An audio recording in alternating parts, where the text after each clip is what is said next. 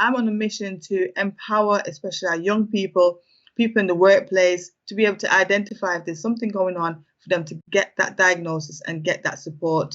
So yeah, my work is extensive. I've also been involved with an amazing project in Cardiff in Wales, where they're developing an app to help other people in the environment of the workplace and within the schools, to be able to understand that these are the things that you can do, solution, tips, ideas that can help them to understand themselves more and be able to get that support that they need.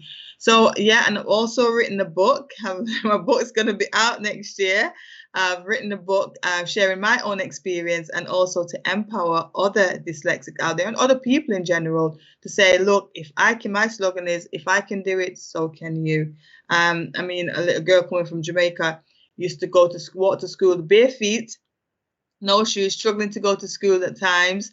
But the thing about me, growing up in Jamaica, I loved school. I was passionate about school, and I wouldn't miss a day from school, even on Fridays. But, you know, sometimes the heat, all of that, but I was determined to get to school. So to see from the journey that I've come from, my story is to inspire others that no matter, it doesn't matter about your journey or your background, where you've come from, you too can go and achieve. I left school in the UK without a single GCSE. So this is why it's so important for these young people to understand that. Don't let it hold you back. Left school without a single GCSE, went on to carry on with studying, achieved my English language because I was so passionate about it. I love writing and love reading, even though I struggled with it. But the passion was there for it. So from there, I achieved a first class honours degree, having dyslexia, didn't know that I had it. Went on to study for my master's, now have a master's in health psychology and all the other great things that I do. So this is a story that I tell people. Whatever I tell you is not to impress you, but to impress upon you what you too can achieve, regardless of what's going on. And it's just, you just need that determination and have that belief and get that diagnosis, if something's going on. I like the fact that you wrote a book, because now you pour your heart in there to help teach other people what is going on.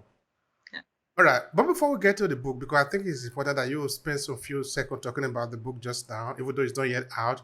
But tell me, how should people embark on this diagnosis so that they can know? Because if you are not diagnosed now of this condition of your situation, you cannot know. You will always be living on speculation, even though somebody might have told you. Yeah. Tell me, how does it work? How easy is it to assess the diagnosis? Tell me about that. Okay, so when my diagnosis came about, because I took the effort within the last year of my degree, in the last months of my degree, I made it an effort, and I took my work to the librarian. At the time, my laptop, the spell checker wasn't working on my laptop. So when I took my work to her to check, all the wrong spellings and everything was in there, so she could see that. When I went back to her and said to her, and to collect my work, to get my work back, get the feedback, she said to me, Keisha, I didn't know that you were dyslexic. Now, it was as if the roof had opened and there was a bright light shining through on me. So from there, all the emails kept flashing about between student services. University that I was at was so great. I owe them so much gratitude for helping me, because had I left there and I hadn't got a diagnosis, I would have had to pay for it myself as well. And the test is, depending on where you get it done, it can range from £300 onwards. So they paid for me to be diagnosed, and I got my diagnosis.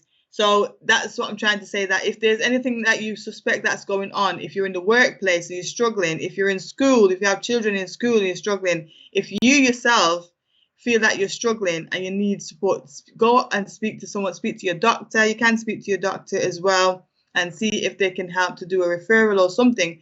Because what you've got to understand as well, mental health is a big issue right now in our society, in our communities, and having dyslexia, dyspraxia, it does affect your mental health and can cause you to be depressed and anxious, or causes anxiety.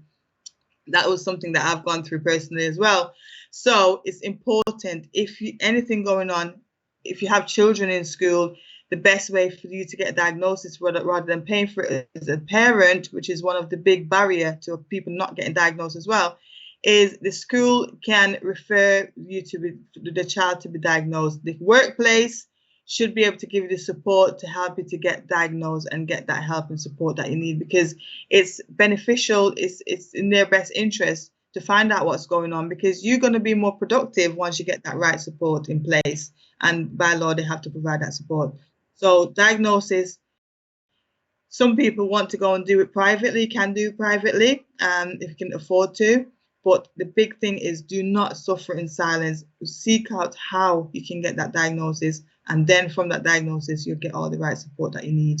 Now, what are some of the the symptoms that one should have to suspect that you have a dyslexia, and then go for a kind of a diagnosis that whether confirm that you are or you are not? Okay, so the things like making mistakes, simple mistakes like writing word the wrong way, like back to, missing words out of a sentence, not being able to spell it correctly, not remembering things, difficulty in doing certain tasks. So I struggled. When I was in the workplace, I had this task where we had to put all the we had loads of awards, and we had to put them all in boxes in alphabetical order and all of that. So my processing, I avoid doing that job, because my processing is going to take me so long to understand what I need to do. So often I would get them to delegate to somebody else. So, and things like, so remembering things, you may post something on social media, you spelt it wrong, or you put words in the wrong place, or you're mixing up your words, or you're missing out words. Memory is a big thing, not being able to remember anything, and basically, not having a clear understanding, taking instructions, taking directions, especially people that drive as well, that can affect you in a big way. Spatial awareness, those things as well. When I'm driving, I have a difficulty where if my husband's not in the car to say to me, yes, you can go through that space, I ain't going through that space, because I will struggle. I feel like I don't have enough space. So that's to do with my spatial awareness. Also, our time management can be difficult as well. We have lack of perception of be able to understand distance. Time management is a big thing for us. Once you identify anything that's going on at all, it's just getting that help and getting that support as soon as possible, sooner rather than later. Now, when one is diagnosed with dyslexia, and when one is living in this situation, because now you know that you can't do anything about it because you have the condition, what are you supposed to do? What are you supposed to pay attention to, so that you can do better, so that you can live a more better life, like you have? In fact, you have been designed to live a better life. Okay, so it's things like identifying what your strengths are. It's very important. When I was diagnosed, I really honed in on what the things that I'm great at. Things like, this is why I do the radio, I do the interviews that I do, because people always comment on my interview style, because I'd make it really simple, because I just make it simple for them. People always say to me, oh, can you give me a list of questions that you're going to be asking me? And I always say no, because I don't do scripted interviews. I like it to be just a free-flowing conversation. So that comes from my communication skills and my empathy that I have for people. That's one of some of the great skills of being dyslexic. Other things, you've got your diagnosis, you know what your strengths are. Identify your weaknesses also. For example, if you may have skills, if you're in the workplace and you have tasks that you know that you won't be able to be good at, swap it with somebody else and do something that they might struggle with and you're really good at, like the big thinking, the creativeness, all of that. Once you identify the strengths and your weaknesses, you'll be able to apply them in the way that it needs to be. Another thing that I'm massive about is, and I always advocate this one, is skills swap. Skill swap is, for example, you're great at creating something, but I may not be great at creating. So we can swap skills between each other so that we get things done. So skill swap is a great way, massive way of getting that extra support from others. And also educate others around you. If you identify that you have something, make sure people know what it is so that they can give you the support as well in your network.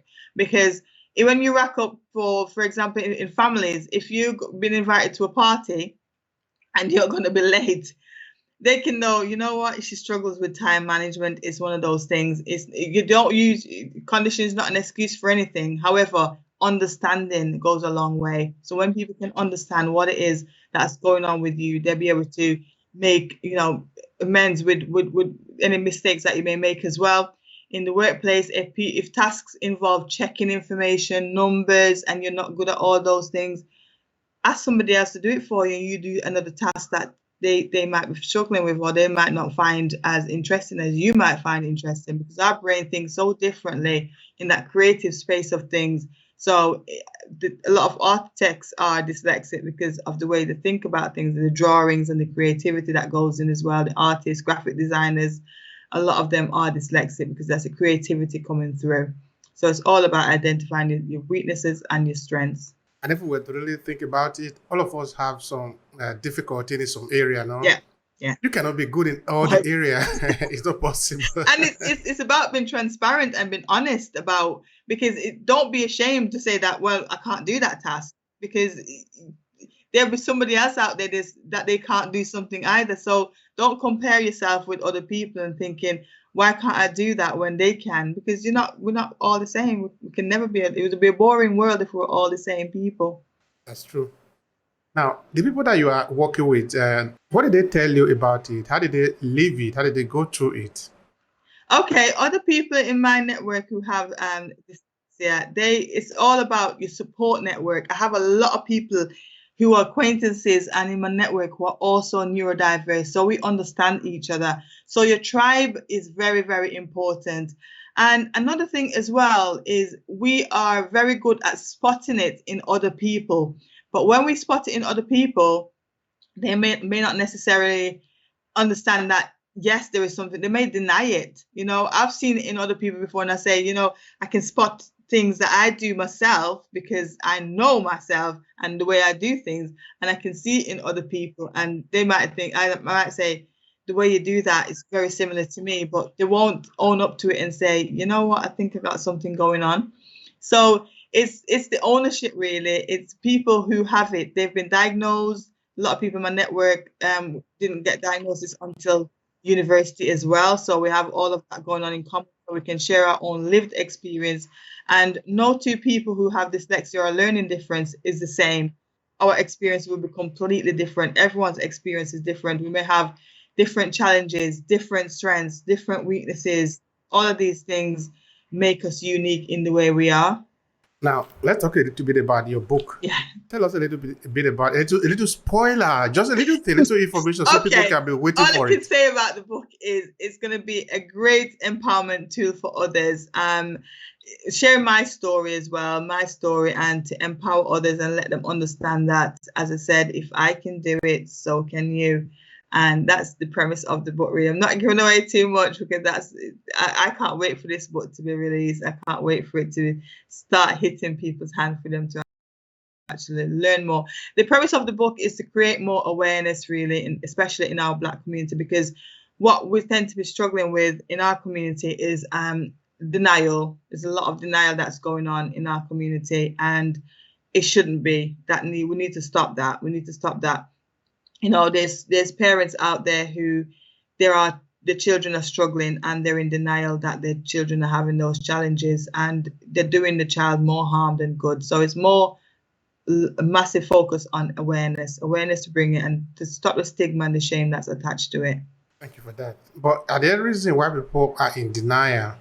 Why we're in denial? It's because it goes back down again to the perception of it and what they deemed it to be, what they believe it is, that is something that's lacking in them, or they're not fully functioning, or there's something wrong and they're not intelligent enough. That's where the denial comes in, and the shame as well, to think that they don't want others to think that, oh, she's got this condition. And because people don't know about the condition and the preconceived conceptions that they have of it, it is a massive barrier to them opening up and saying, I have this condition and I am on it. There's nothing wrong with me. So that's where it's all coming from. It's a lack of awareness and ignorance.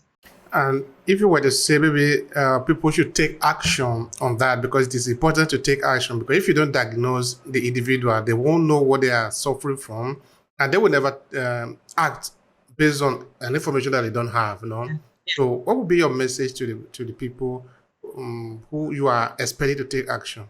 Yeah, as I said earlier on, if you suspect that there's something, or you feel within yourself that there's something just not right in the way you do things or the way you understand things, The action is to get that help and support.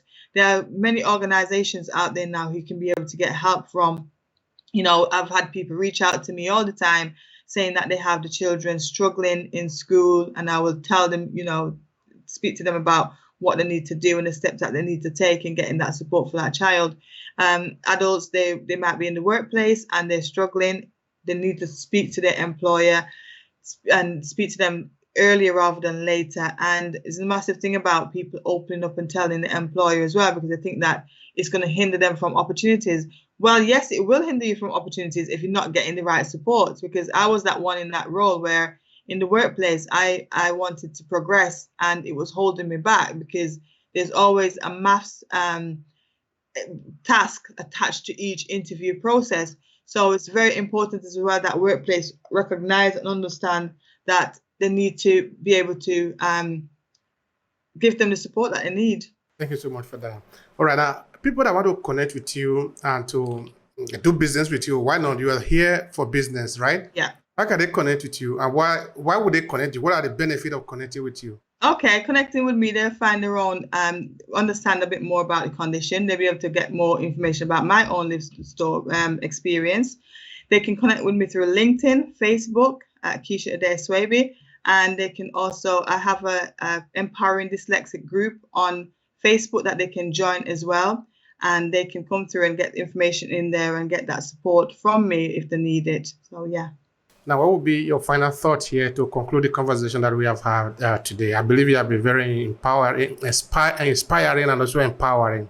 It's about owning whatever it is that you think that's going on. If you've been diagnosed with dyslexia or any other learning differences, own that superpower and understand that you have some amazing strengths that you can take forward in fulfilling your potential. It's all about that fulfillment.